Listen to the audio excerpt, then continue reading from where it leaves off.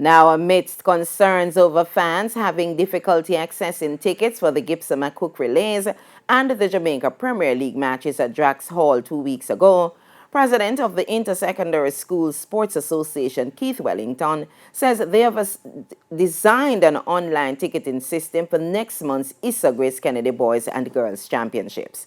Wellington, who was speaking on Hits 92 FM's Sports Grill earlier this afternoon, said the association has received the government approval for the process that will also help to verify the vaccination status of fans.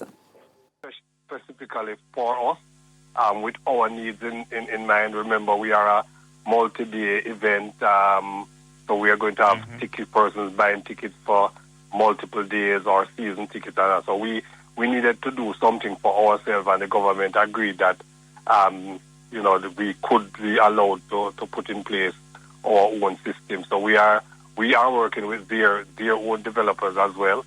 We're working, as I said, with our financial institution. Wellington also outlined what the difference would be with the CHAM system from what has existed for the Reggae Boys World Cup qualifiers, Gibson McCook Relays, and the JPL matches.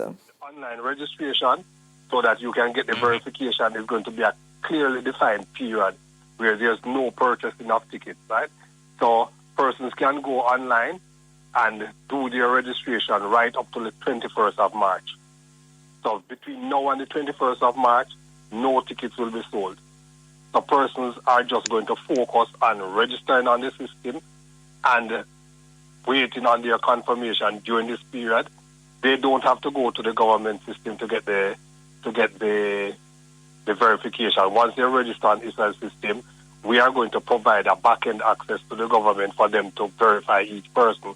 And if there are issues, well, whether it's approved or not, the person will get feedback via email.